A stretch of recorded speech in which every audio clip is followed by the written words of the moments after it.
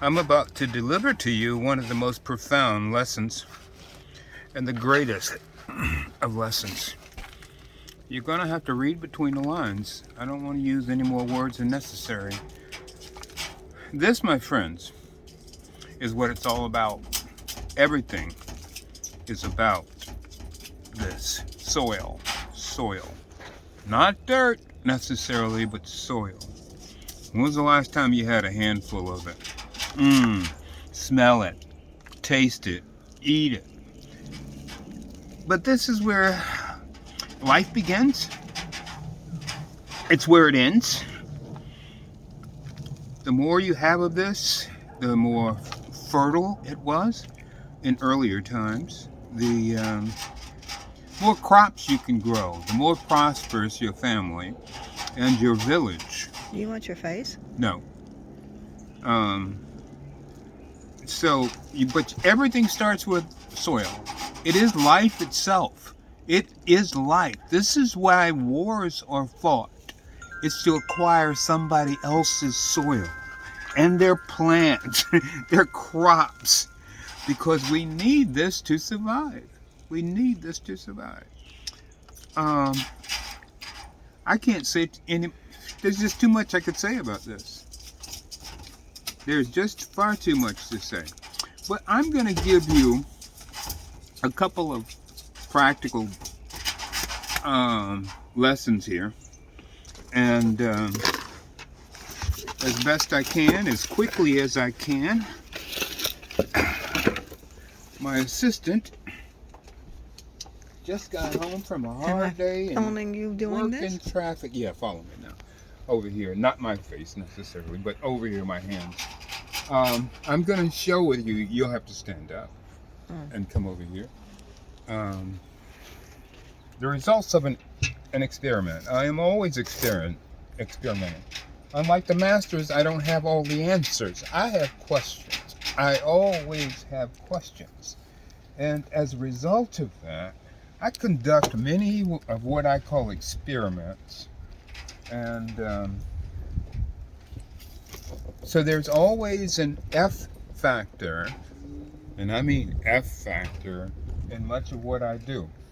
Here I'm just going to use, for the sake of this demonstration, some hydrangea plants.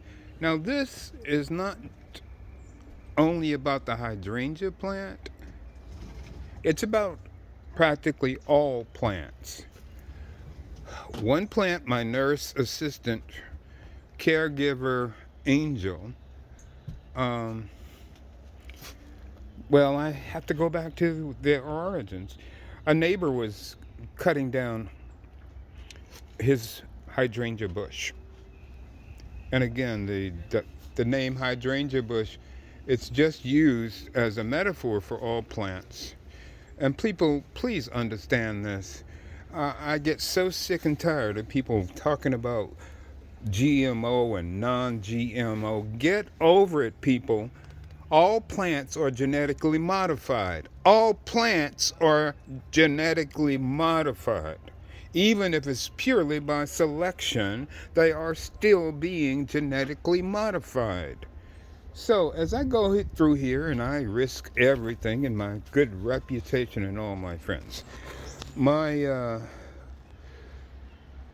guardian angel, when I got these, well, my neighbor was cutting them down. I knew better according to what I had read, but you never do that. He cut them 2 inches above the ground, and he was throwing the rest of the cuttings in the trash.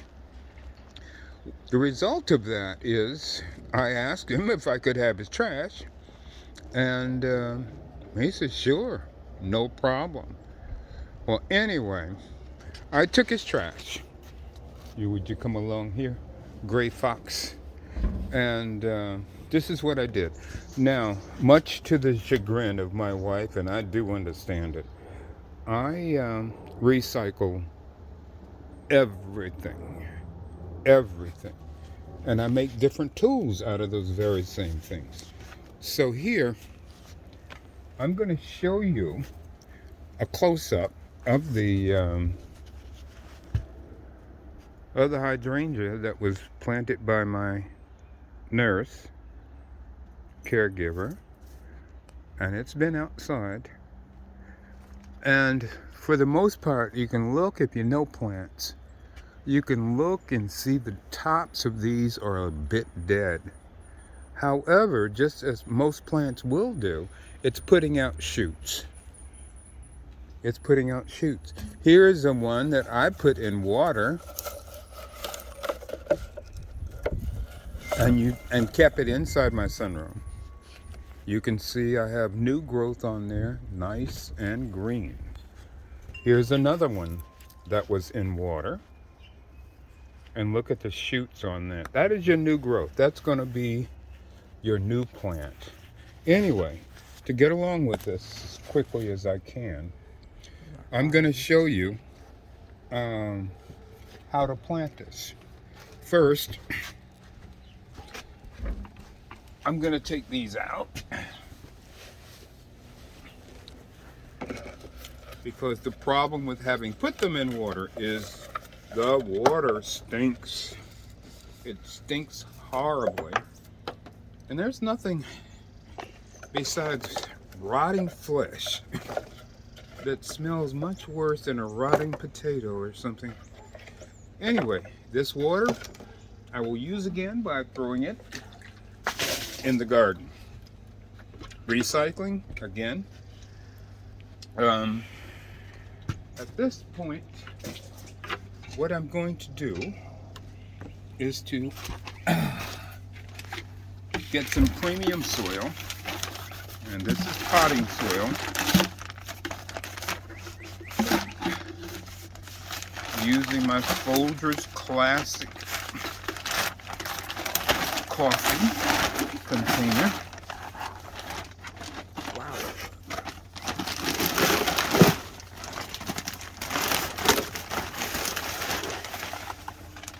I'm going to put some of the old soil into these pots. I've already lined the pots with styrofoam. You can use anything you want to. You can use used corks. You can use rocks.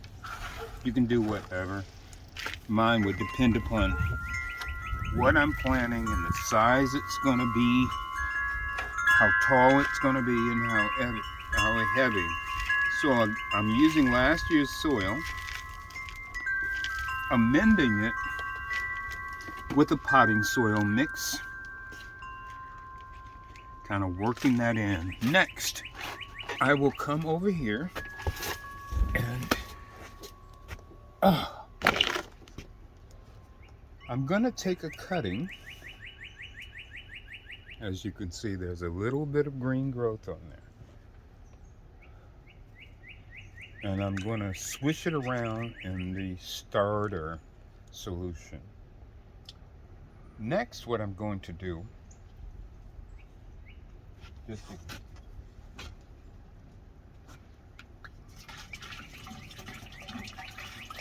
saving my water once again, recycling it.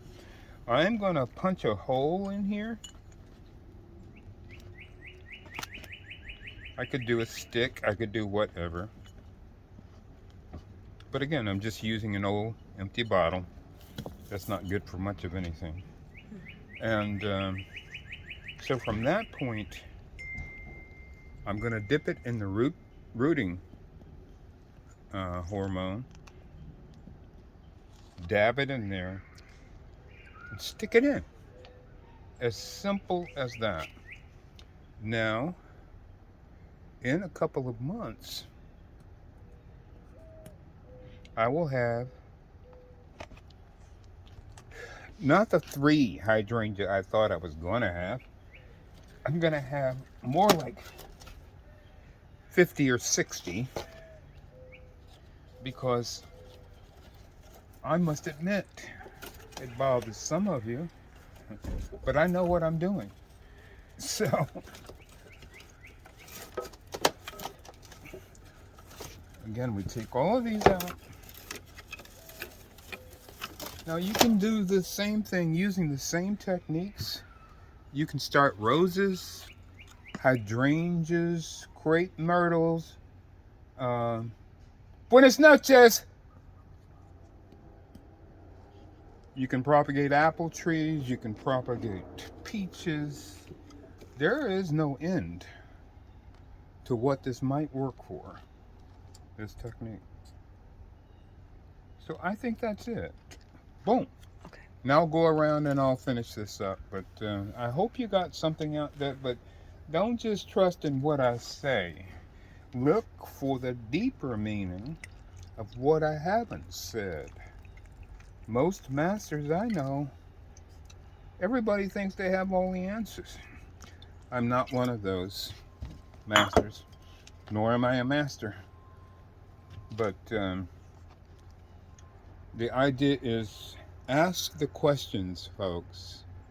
Ask the questions. And in the end, this has nothing whatsoever to do with gardening. Side chin.